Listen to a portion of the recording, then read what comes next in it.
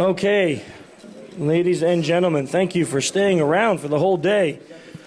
Sad time has come. It's our final speech of the day, but we've got a good one for you, a really good one. So our last speaker for the night is Robert Powell.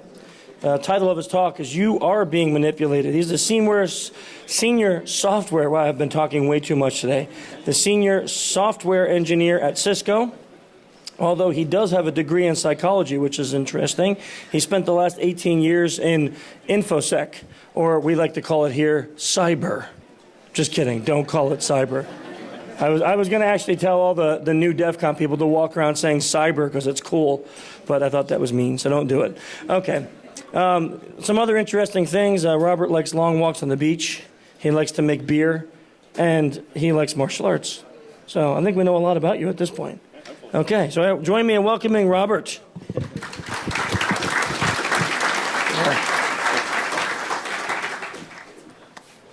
Okay, so I will say thanks to everybody for staying. And I saw that there. I said Robert. It's James. So to be fair, I figured it was safer just to go by Robert for the rest of the con and tell you guys that I had messed up that. Okay, let's start this over. I'm introducing our last speaker tonight, James Powell. On the topic, you are being manipulated. We can edit that or no, I'm hoping? No, we can't edit it? Okay, so for all posterity, this is the second and real introduction. Now, he does have a degree. All the other stuff was true. He does make beer and martial arts, and he has a degree in psychology, and he is the senior software engineer at Cisco. All of that's true, but his name is James. Okay, so now help me welcome James Powell.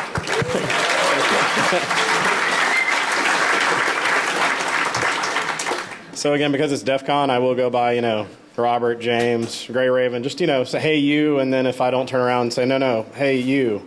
So with that in mind, thank you once again for staying. I appreciate it. I didn't realize that there were going to be talks this late, but I am very happy because now I'm actually in my zone. This is where I do my best work. So some of you may be wondering why I chose the title, You Are Being Manipulated, and not You May Be Manipulated. And it's because the more that I kind of dug into this topic, the more I realized it's happening all the time. It's happening all around us. This realization came through, if you read the abstract, my 3.5-year-old daughter, she's actually going to be 4 in October, which you would think that's kind of weird. Why is this grown adult who has a degree in psychology talking about his daughter? Well, it's because children are amazing social engineers. So you guys got my introduction, so I'm going to skip over. Actually, let me start my timer so I can keep track of that up here. All right. You guys may be wondering why I'm starting up here. You guys got my introduction.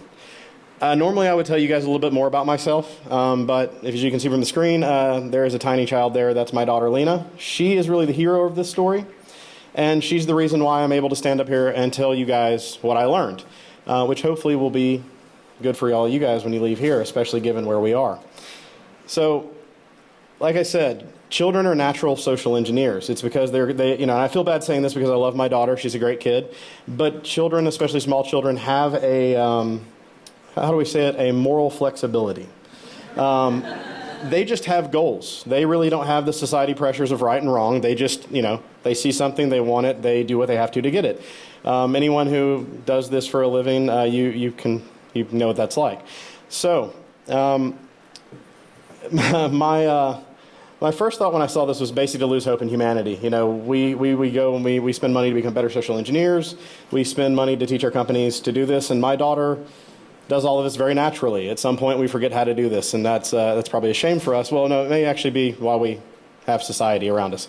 So, half of the room, maybe not this room, usually about half the room is wondering about the title, and I haven't really explained that yet. So, to be fair, you're always being manipulated. It's always happening.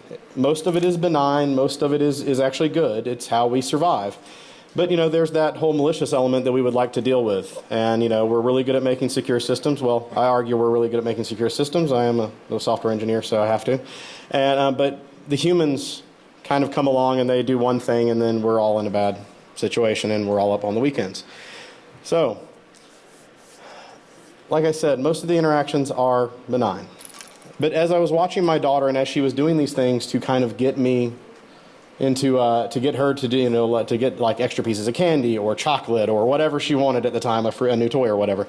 I realized that instead I should be looking at these as opportunities to train myself. And to paraphrase an instructor of mine, he said that, essentially that every moment in life, good or bad, can be used as training if we look at it that way.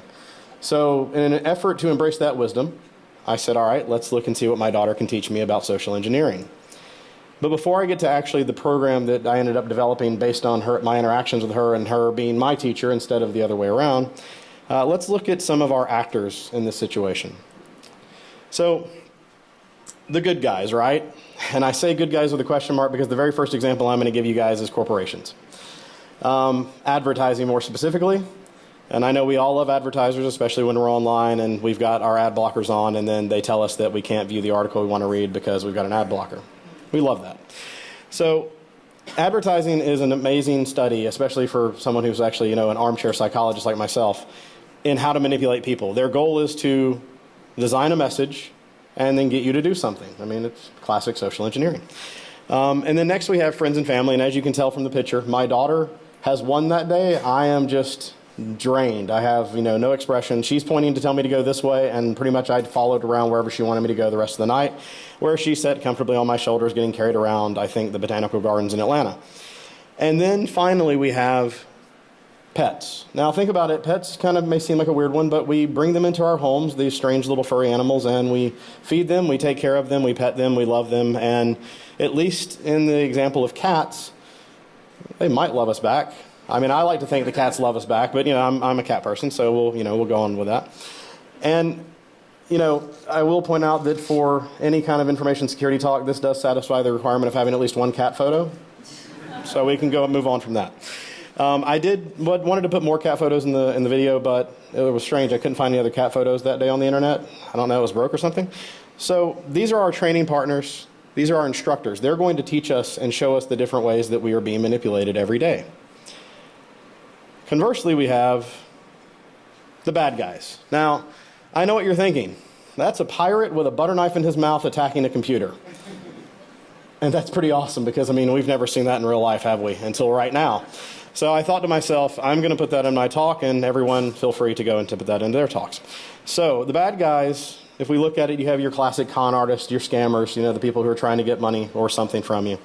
And then you have, the usual phishing and vishing attacks that we're also familiar with, especially if you were in here most of the day. And then I actually include, also with the bad guys, watering hole attacks. Because if you think about it, a watering hole attack is taking advantage of the natural trust you have for a legitimate site, and they're injecting something bad into it, so they really are still taking advantage of basic social engineering. And then finally we come back to advertising. Now, I kind of put advertising right on the fence. Some of them are good, some of them are bad.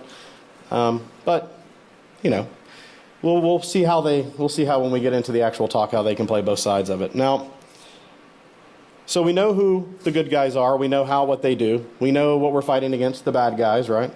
And like most interactions in life, we're going to take a look at the most foundational thing that you can do in any attack or defense. We're going to start with trust. Because really and truly, let's think about it. You guys decided, at DEF CON to stay in the room with me and listen to this talk, so you already have a little bit of trust in me. And as you're going to see in this example, because I've known my daughter for a long time, I have a lot of trust in her, which plays very well to her advantage. And in any attack, someone's going to try to build rapport with you. So,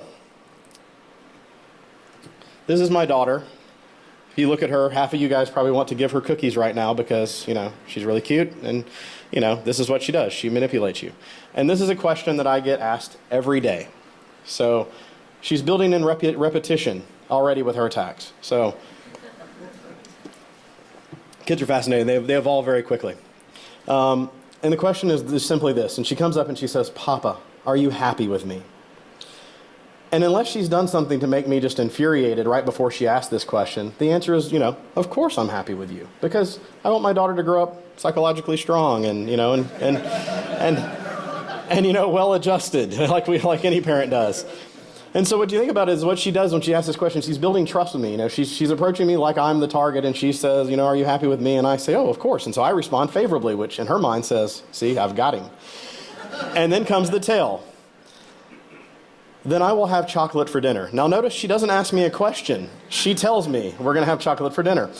So I want to go ahead and point out that I'm not making this up. When I had the idea for this talk, I started writing these things down because some of them are a little unbelievable, but that's what I love about them. She sees it and she's like, you know what, I want chocolate for dinner. I know how to get it. So how can we defend ourselves against, granted, this is a very simple example. We're going to start with our foundation. We're going to build from there. How do we defend against this? Well, as most of us in the room know, you have to start by being cautious. Now, being cautious is just good advice in general. You're at DEF CON. Be cautious. I think we can all agree. But what actually is happening behind the scenes is that when we're cautious, we slow down. We start to think about the situation we're in, and then we can analyze it a lot better. So whereas trust is the foundation of our attacks, being cautious is kind of the foundation of all of our defenses. We start from being cautious, and then we move forward. The second part, which is a phrase that I am sure everyone in the room has heard 1,000 times, and now it just kind of is background noise, but I want you guys to stop for a moment and bring it back to the foreground. Trust but verify.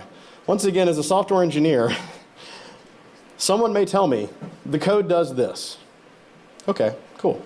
I believe them. They're usually a good programmer, and I hope that when I say that, they believe me, because hopefully I'm a good programmer too. No one's told me that I'm not, so I'm going to go ahead and assume that. But I always go back and verify. I want to make sure that it's doing exactly what they say it's doing. I want to make sure the unit tests pass, all the usual things that we do. But the same thing applies in this situation. And usually with my daughter, it means that I have to go to an independent source. So I trust my daughter, but then I have to verify if I'm unsure about something, which, as she gets older, I'm unsure about more and more things. So I go to the independent source in the family, which is my wife, because she's really the one who knows what all is happening in the family and what things should happen and shouldn't happen. So I'll go to her and I'll say, honey, do I need to do this? And she'll say, no. And really, did you have to ask? And then I go, right. And then I walk off and I tell my daughter, no. And then I say, your mother said so. And see, you're always being manipulated, right? So now let's look at a real world example. Because I could tell you guys stories about my daughter and that may help. But let's look at how this applies in the real world with these defenses. So I'm sure we're all familiar with Dan. He's from IT. He's here to help. Look at him. He's very trustworthy, and he's got the silver shades, he's at his little desk. So I work at a very big company now. It didn't used to be a big company. We were acquired, and now I don't know who anyone is, especially in IT. And with a lot of the real-world examples, what you'll see is that it's actually a combination of attacks, and this makes sense. We're starting with foundations with a 3.5-year-old. We're trying to attack against, we're trying to defend against people who are professionally trained, who are well-motivated. So IT being used as this approach, you have trust maybe in IT, but they also have a position of authority, which helps build the trust a little bit faster because you're supposed to do what IT tells you. At least that's what they keep telling me at my company. I try to find ways around that because I'm a software engineer, and then 9 years before that was a sysadmin. So I appreciate those guys, but sometimes they really don't know what cool and awesome is until I show them. So let's go through the same attack. So they're going to, calls, I'm Dan, I'm from IT, building trust, right? And the target, if they're in a good mood, they'll probably respond favorably. Morning, Dan, I know you're here to help me. I know you're trying to make sure my computer's up to date so we don't have any attacks. But, I know my computer's up to date. I'm really on top of this stuff. Then comes the reinforcement. Dan's going to say, excellent. That's great. I'm glad that you've done that. But I just need you to verify through this website. We'll call the website X, not to get anybody in trouble. And, so how do we apply our defenses in this situation? Well, if we're being cautious, we're going to stop for a moment. We're going to think about this, and we're going to go, well, I've never had to verify updates before. That seems a bit weird. And then you're going to verify through an independent source. So you trust but verify. And you say, the easiest way, non-confrontationally, as we kind of all know, is say, hey, Dan, I'm really busy right now, but I'll call you back in 5 minutes. And you don't, even if Dan gives you a number, you ignore it, and then you call your actual IT number, which you can find. And then you get it taken care of if it actually is legitimate. It's pretty straightforward, but in the heat of the moment, because Dan's going to, use an attack later on, it's hard to interrupt these thought patterns that we've built. Because once again, trust is how we built civilization. We want to trust people. It's the nice thing to do. I was raised in South Georgia. We're supposedly very friendly and very trusting. So from trust, we move on to a different type of attack. And I was actually really surprised, and this is where I started encouraging my daughter and teaching her what she was actually doing in an effort to evolve her, very quickly. So developing reciprocity. Now, we all know reciprocity is the balance. We want to get back to this place of balance. So someone's going to give you something, and then you're going to feel naturally inclined to restore the balance with them. Once again, someone gives you a gift, you feel like you should give them back a gift. This is not necessarily a bad thing. There are benign examples all over the place. So let's look at how my daughter uses reciprocity to her advantage. So, no joke, she found this vacuum cleaner. We still have no idea where. And she started cleaning things. And then she turns and she says, "Papa, look how good I'm cleaning." So that's the opening, right? She's setting me up for something. And then, she's giving me something unexpected. She's cleaning. And, I don't want her to think cleaning is bad, because if you saw my living room, well, probably right now, there's toys over it that I will step on and hurt my feet and my ankles and everything else. But I want her to think, you need to clean up your toys. That's a good thing to do. So I don't want to shoot her down. So we want to, and then she'll reinforce this, right? Because now that I've kind of been like, "Oh, that's a good thing that you did," she'll say, "Look at how clean I made it." She's reinforcing that she's done something good. I did good right now, so she hasn't given me an out. She's forcing me to say yes, because she knows that I want her to be well adjusted. Seriously, 3.5 years old, she already knows this. And then comes the ask. Since I did a good job, can I have candy? Now, my daughter is not very patient, so this happens in about the span of 30 seconds. She's very good at creating urgency, even in her request. So reciprocity is a little more difficult, because we are inclined, like I said, almost on an instinctive level, to restore balance between, we don't want to feel indebted to someone. So we can start with a very simple question to build our defense against this. How well do I know this person? Well, in the case of my daughter, I've known her since the moment she was born. And that is both an advantage for her and a disadvantage for her, because I do know her very well, so I want to trust her. She's got the rapport. But at the same time, I know her motivations. They seem to circle around candy, chocolate. You guys see a theme forming here, right? Kids like sweets. So the disadvantage is now starting to pay off, and she's moved on to a different type of attack and added complexity. But for right now, we can ask this question about somebody else. If we don't know them, then we can obviously start from the point of, why should I trust what they're giving me? And you can be a little more cautious. From there, you can start to analyze, is this situation more of a give than a take? Because that can usually mean that they're trying to set you up for something.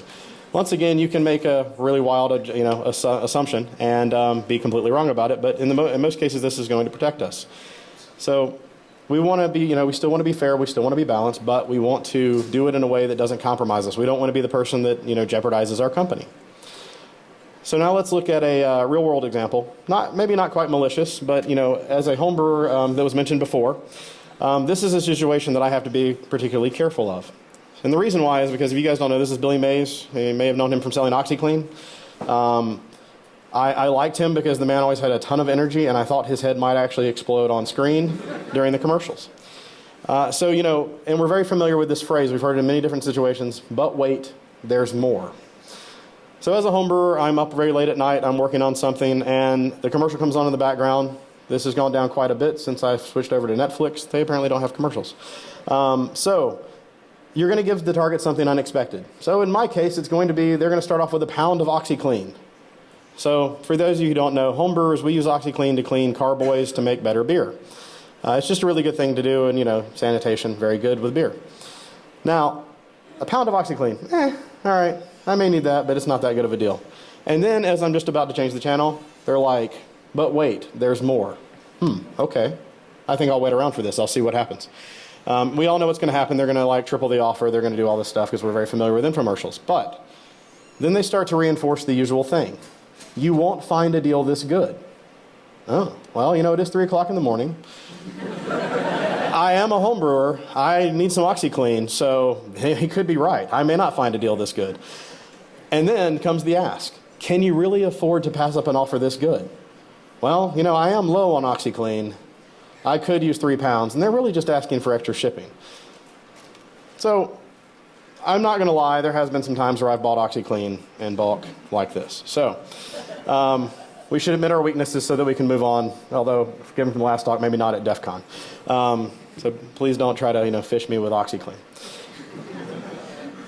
And the same thing is happening here. They're creating this imbalance to where you feel like compelled to act. Now, and then the last thing that they're actually taking advantage of is the thing that is really the linchpin to all good social engineering attacks. Because once again, if you prevent someone from being cautious, you prevent them from thinking about it, you create a sense of urgency. And urgency is where we really fall down, because as humans, when we're under pressure, when we're in an urgent situation, we tend to stop thinking and we become reactionary. And you guys might be thinking, okay, so far I believe you. Your daughter, she builds trust. She asks really good questions. She's kind of cute so that she can get away with it, like most small children are. And then she's kind of figured out this reciprocity, probably because she's been given things at school and she learns this stuff from other kids. Very cool. How does a small child create urgency that causes a parent to react? Well, since she was an infant, she's actually had a very good way to do this. Once again, I want to point out these are real stories. I do not know what she said, so I just put as close as I could get that you guys would understand. Now, the funny thing about infants and even up to toddlers is when they cry, it is at a frequency that your brain, it goes to a part of your brain and your brain reacts. Every person who's a parent in the room will know this. You've heard an infant cry. You could be like, in the middle of pouring pasta into a colander, and you will drop everything and run into wherever the kid is to see what's wrong. It is biological. So this is the tool that she has. She has a biological instinct that she can use. She's getting to the point where it's a little played out now. So we're, getting to where it's just background noise. The story here is, and for those of you in the room who don't have parents and have not watched Frozen 9,000 times as I have, is that my daughter used to have long hair and she wanted it always in an Elsa braid. Elsa, for those who still don't know about Frozen, is the main character. She has a braid that goes down the side of her head. So after she got her hair cut because she didn't like getting her hair combed, and as you can see in the picture, it's short, she asked the stylist to put her hair into an Elsa braid. When she was told she couldn't do that, that happened. Kids cry for reasons. Sometimes we can explain them. Sometimes we just go with it.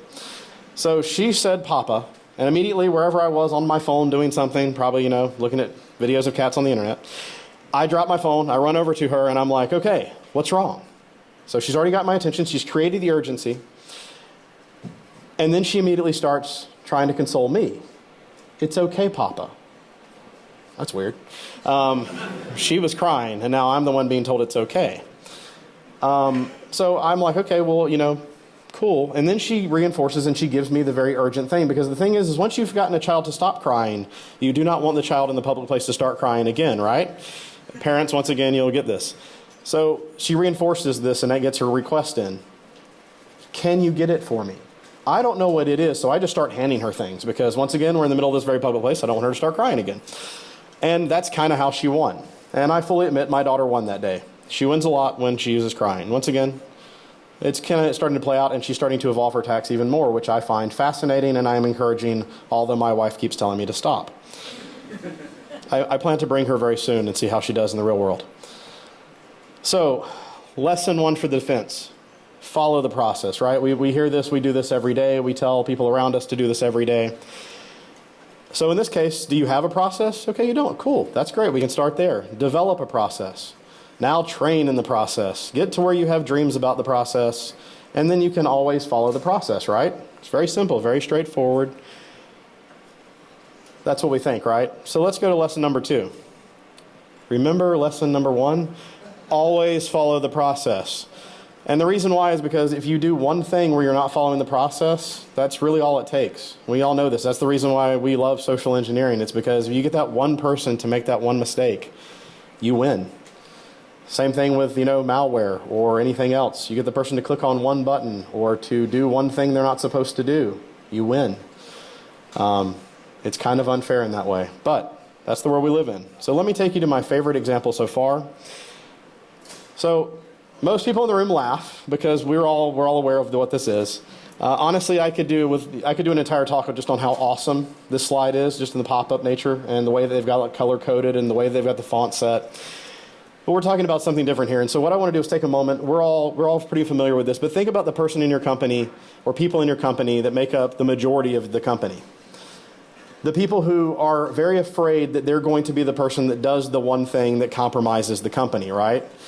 So when they see this, a sense of urgency is created because they were doing something. Now, we won't get into whether it was bad or good. No judgment here. This is a judgment-free zone. They could have been doing something bad. They probably were doing something bad. So this pops up, and instantly they think, oh my God, I have compromised the company. good news, the reinforcement comes from the pop-up as it is. And I want to point out that notice that the virus is in all caps and it's underlined. The other things that are dangerous are all in all caps and they're blue and they're underlined. But the majority of the page is red. And why? Because since the age of, 1, when my daughter could start talking, she knew red light meant stop. So once again, built in. That's the time as a societal pressure. We're ingrained and trained to see certain things and react to them that way. But these people are here to help. They've detected the issue and can fix it. And that's what this person thinks. They can fix it. And so then they reinforce it with the immediate action. Just call this number and we'll take care of it, or click on this link and we'll take care of it. Oh man, thank goodness. I could have been the one that compromised the company, but I got these people to take care of it. So we're getting better at this, but the way that this is laid out is just, in my mind, genius, because they're directing you immediately to what you want to see. They've highlighted it all in helpful yellow, and it's there. So I want to also point out what I thought was hilarious about this, and one of the reasons why I chose this one is because it says your computer may have a virus. But I read it 3 times when I was looking for it and missed the may, and and I was reading this knowing what it was. So it's very effective. Once again, they use, attackers will use psychology. They are well trained. This is good. So up to this point, I've told you guys a couple of stories, right? I've given you kind of 3 different directions that my program is kind of built on, starting with very foundational stuff. Started with trust, looked at reciprocity, started to see how these things are happening around me all the time in the world after, kind of doing this game with my daughter.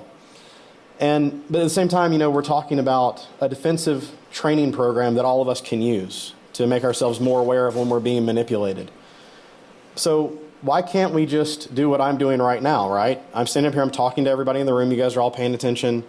You're learning stuff. This is how we train everyone at our companies, right? And they're getting better, right? No. Well, actually, I will say there's one example. Phishing attacks seem to be having a little bit of a glacier movement towards better. And I'll give them that. It seems to be working, depending on how it's done. But with the more general attacks, we're not really making much of a dent, and it's because it comes down to a very simple principle, right?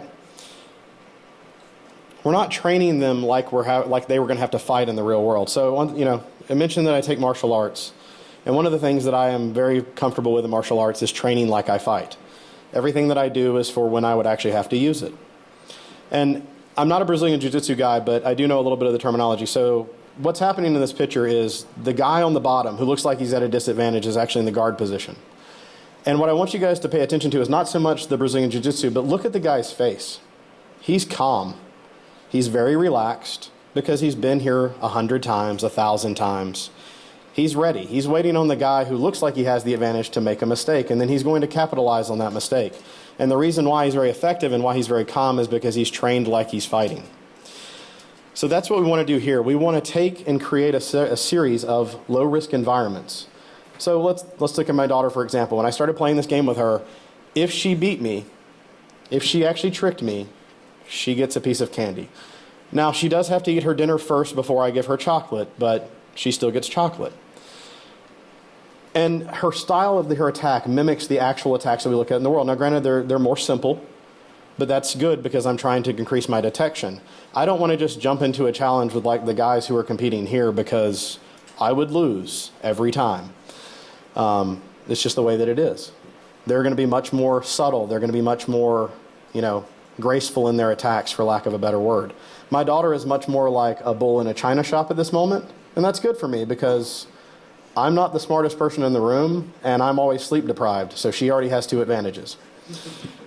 And what you're trying to do by doing this is cultivating your awareness, once again, in a low-risk environment. So if you lose, you don't really lose big. So the good news is you will get better. If you have access to a small children and permission from a parent if you are not the parent, children evolve very fast. My daughter keeps me on my toes, and it's amazing. I love it because, once again, I'm now trying to teach her what she's doing and the strategies that she's using. Once again, I get told by my wife not to do this because my wife's falling behind in this training. So that's the first thing. We want to train people, and we want to train ourselves like we fight. We want to mimic the real-world examples. Second thing is reward your training partners. Now, I know I've made some fun about, saying no to my daughter a lot. This was actually a day where, this is actually a good example because when you're playing against a child, how do you judge that they've won? And here's how I do it, and you guys can take this if it works, and you can use it in other situations. So if she asked me something and I moved to do it before I think about what I just did, she won. Because really, in a real-world example, that's all it's going to take is me not thinking before I make an action. She actually got me to do something in a mall, not the Elsa dress.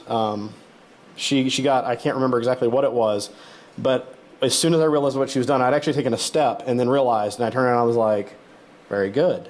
And then she said, can I have a cookie? And I said, yes, you can. So eating her cookie, very happy about life. So I will say there is once again an exception to this. And I should point out, we had 3 sets of good guys. We have children and other people around us, because really, since we're all being manipulated all the time, adults count too, right? We're all manipulating people at some level. It's usually benign, depending on the person. But for pets, we want to, we can get away pretty easily with them. We just pet them. They're pretty happy with that. We feed them, keep loving them. Cats, they may love you back. Dogs, they're awesome. They'll do anything. So that's basically how we take care of that. The exception is marketing and advertising people. These guys get paid. They're already getting enough encouragement. Do not encourage them. They don't need any extra encouragement. Trust me. And so taking, once again, advertising, who I put kind of on the fence, they're motivated most times by good, but sometimes they go off the deep end. We got to remember what we're actually training for. Because while this is all fun and games, and I like, and I like games, we have to remember what we're actually training for. And it's not the guy in the full tactical hoodie with the laptop and the computer with 3 monitors. It's the people who look like the rest of us. It's the guys who are going to be very subtle. It's the advertisers who are well funded. And so with that in mind, remember, we're in Vegas right now. You are in the midst of one of the most well-oiled machines to get you to do things. You're being manipulated 24 hours a day, because I actually have had really weird dreams while I've been here, so I'm pretty sure there's something happening there. Maybe not for the rest of you, but maybe for me. And, when you're walking around, everything from the tones that the slot machines make to the flashing lights, everything is designed to get you to do something that you may not want to do. You're also at DEF CON. We're in the perfect training ground right now, and I hate to tell you guys, I have a bit of a head start because I've been playing this game with my daughter for like 6 months, so well ahead. So just remember, the attackers are going to apply constant pressure. They are going to create urgency. They are going to have answers for all of the things that you're going to try to do. They are well funded. They are well researched. And they're going to be much more subtle than my daughter, who is the bull in the china shop. So with that, are there any questions? Thank you. Just a couple of hands. Just one comment. Yeah. As they get older, the tactics change and the asks get bigger. Yeah. That's what's funny is I've heard that every time I'm run into when I've told somebody this theory and they have a child, they're like, man, wait until they're teenagers. Yeah, and so I do have to say that I found out, and it's actually fun for me, that we have a second coming on the way in February, and so now I'm going to have to play, double duty and 2, so it's going to be a lot more fun. We got to wait another 3 years, but then I'll have one that's like 7 and one that's 6. Yes, sir. I actually have a question and a comment. So I'm in the same boat as you, but at what point did you decide that when your daughter was screaming in pain and crying that you should snap a picture for a talk? So funny story. While I was dealing with the situation, my wife thought it would be funny to snap the picture. So I just took advantage of it. That was her first haircut. We went there, and one of us would be taking pictures of the event. The other one would be talking to our daughter. So I laud you because I do the same thing all the time. So yeah. Thank you for making me feel normal. Yeah. And I have, there have been times where she has done something and she's, started to tear up, and I'm like, snap. One day when you're dating, I shall bring this out. So yeah, and that's the thing is, remember that, it's a game. Have fun with it, play around with it, and, go out and have fun. Cool. I was going to say, there's no more questions. Thank you for giving me the opportunity to stand up here and speak. Over there. Oh, sweet. Yes, sir. Sorry, less of a warning. Yeah. When the second one comes, the second one learns from the first one. Oh, yeah. The first one learns from the second one, and the rate of growth is exponential. Yeah. Be cautious. Yeah, I was going to say, that's why I'm very happy about that. Yes, sir. But you also learn from your first one. You let the baby cry 5 more minutes. Yeah. Hopefully, like I said, I'm very much more aware, I think, of the biological thing that I want the noise to stop. My wife she's a very good mom, so I'm not trying to make fun of her, but she's much better at the, I'm going to let him cry for about another minute and see how that works out. And I'm the one over there going, okay, has it been a minute? And she's like, it's been 5 seconds. You need to like just put on headphones or something because you're crazy. All right, thank you. Thank you. Cool. Sneak past you.